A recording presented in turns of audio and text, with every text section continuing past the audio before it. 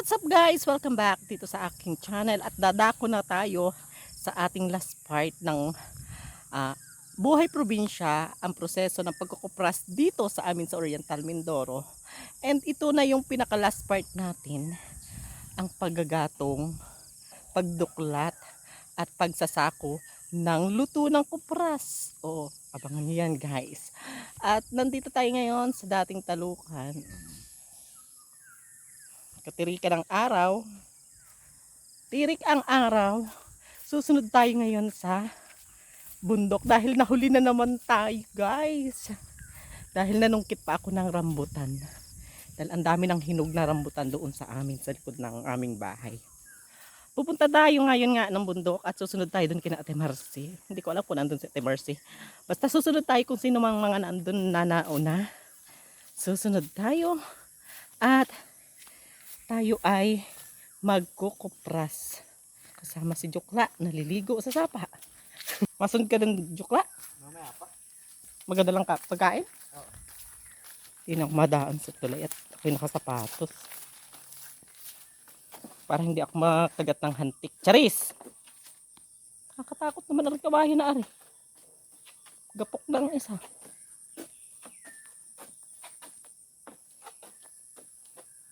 Baon na nga akong kanin. A few moments later. Nakakapagod. Magandang exercise pala ho ito. Tuwing umaga ang pag-ahon sa bundok dahil tatagaktak talaga ang iyong pawis. Lalabas ang iyong mga pawis. Ay siguradong hal-hal ka bago ka makarating sa taas. Halos nasa kalahati na ho tayo ngayon. At dyan sa taas dyan. Yan na. Malapit-lapit na. Tingnan nyo naman ho ang aking dinaanan. Yan dyan tayo nang galing sa baba na yan. Pataas dito. At yan ay gubat na. Gubat dyan. Nasa gitna na ho tayo ngayon ng gubat.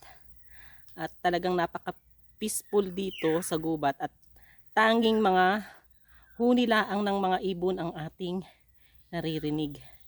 Talagang tayo ay makakapagmuni-muni talaga dito ng mabuti. So, maya-maya ay i-update ko ulit kayo kapag nandun na tayo sa taas. Dito nga pala sa mga gubat na ito, dito rin kami nangunguha ng aming mga panggatong, yung mga tuyong kahoy na tinatawag namin ditong mga bugos at mga tawag dyan, binunga. Yan ho yung madadaig na mga puno na aming pinanggagatong. Dahil din sa probinsya ay kami ay salat sa pera, hindi kami makabili ng gasol or mga gas na pang paapoy sa ating mga tungko. Kaya ang pang-apoy namin din ay mga tuyong kahoy at libreng-libre pa sa gubat. So ayun guys, pupunta na tayo doon sa tuktok, sa tagudtod. At naandun sila. Pihong na andun na sila. At hindi natin alam kung sila ay nakapagsimula ng magdupong, magpaapoy dun sa tapahan para maluto yung mga niyog at maging kupras. So titingnan natin yan. Tara na guys. And yes, finally we're here. Nandito na tayo sa bundok.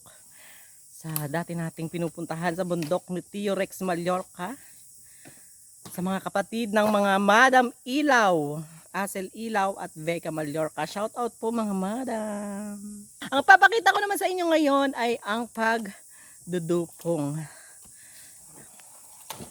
And then, pagkatapos ng pagdudupong, syempre pagluto na yung nyog at kupras na, magduduklat na.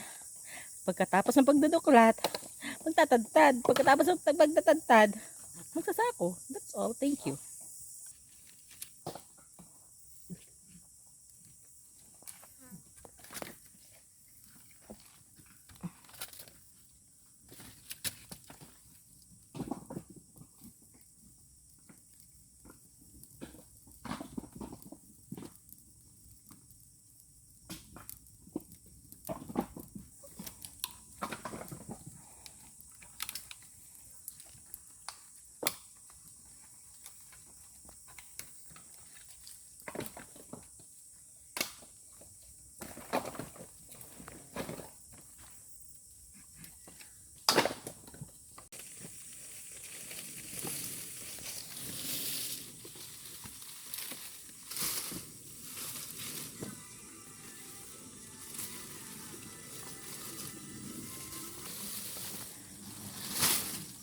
Natabilan ng ganyan ng palapa para yung init ay hindi lumagpas.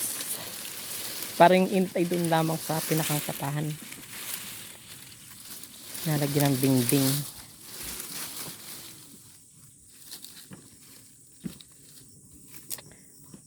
Tapos ang panggatong ay yung bunot.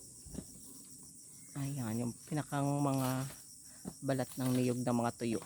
Tapos pag nadaig, sariwa ang ilalagay para hindi masyadong dumaig at masunog ang tapahan.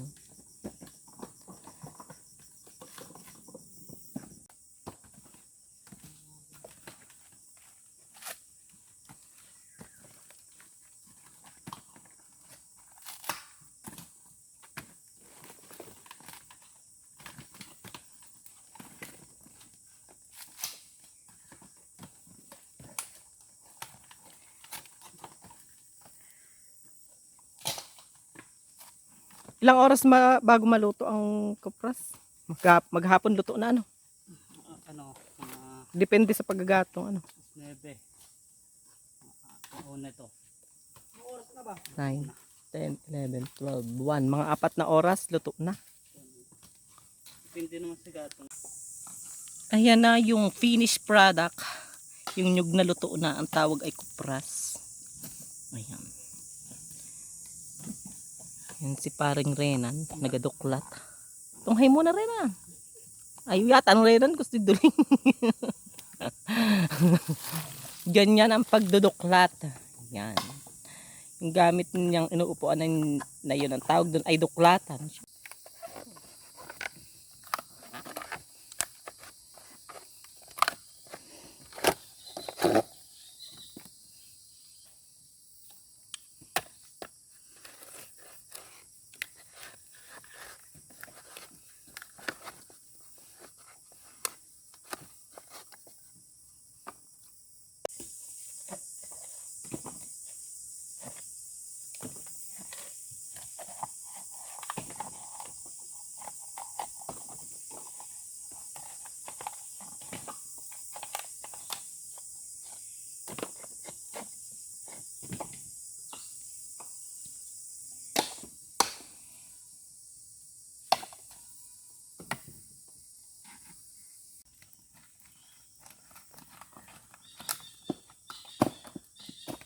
Grades din yan, ano? The Oo. grades. Lalo na yung mga kawayan.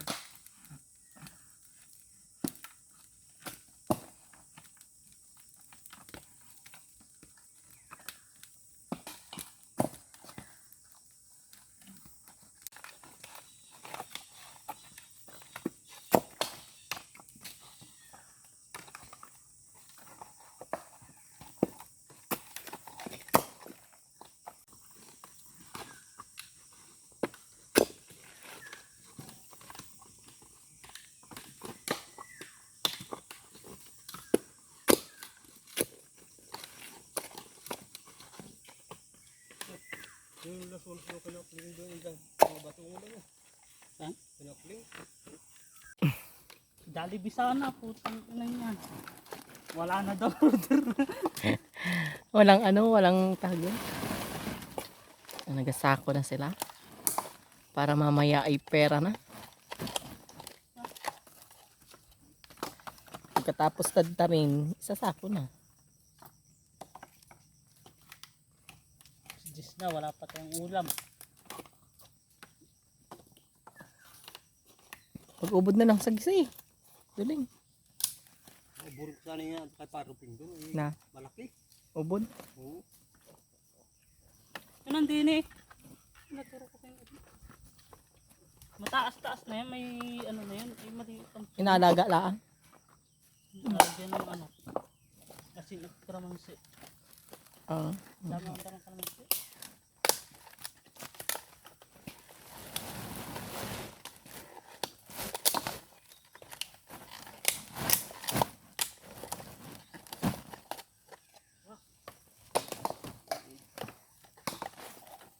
Sa dasikin para bumigat-bigat.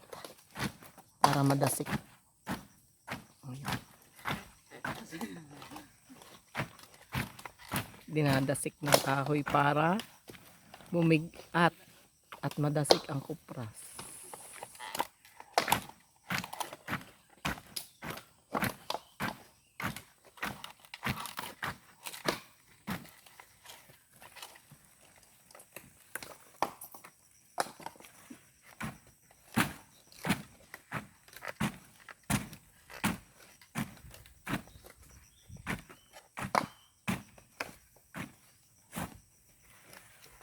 Pangalawang sako na.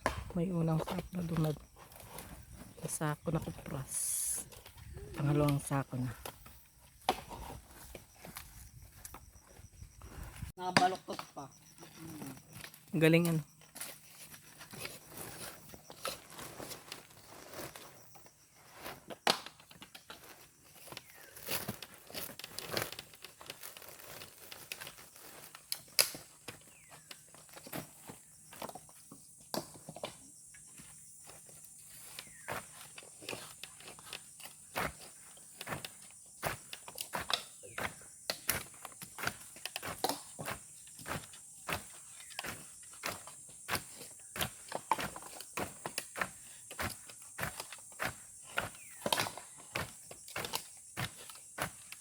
Magkano ba ngayon ang kilo ng kupras?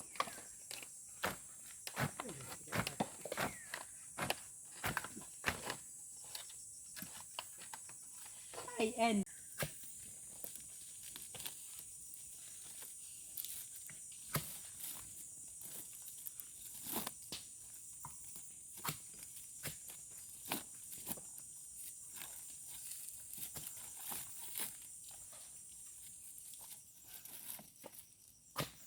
Yan, bubod na.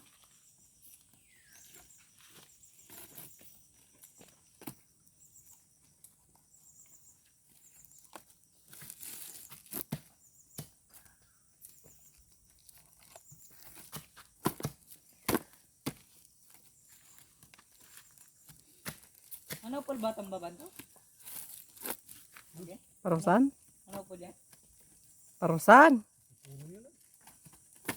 Ano ganang palay?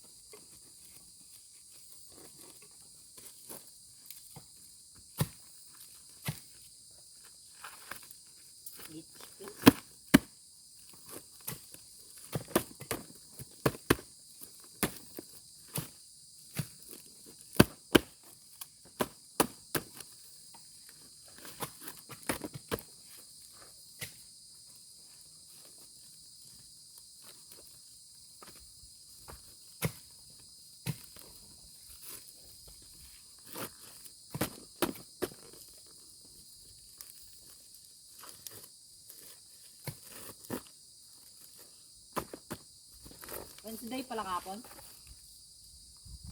Mm. Merkulis. Hindi ko kasi alam yung English sa ano eh, hanggang linggo.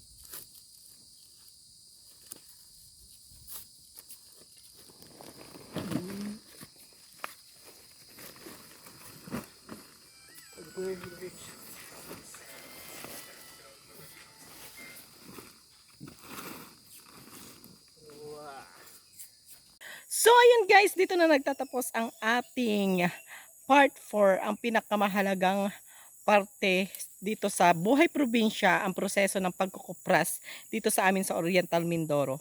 Kung bakit ko nasabing ito ang pinakamahalagang part ng proseso ng pagkukupras, dahil walang part 1 hanggang part 3 kung hindi mabubuo ang part 4, di ba?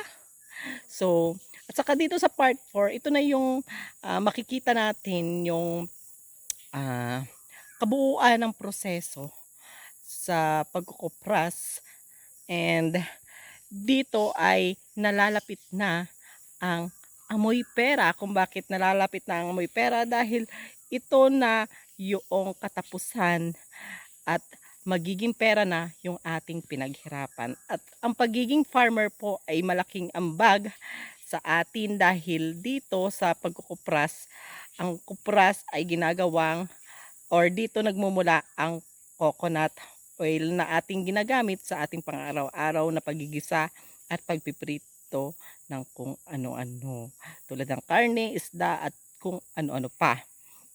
So hanggang dito na lang nagtatapos ang ating buhay probinsya, ang proseso ng pagkukupras.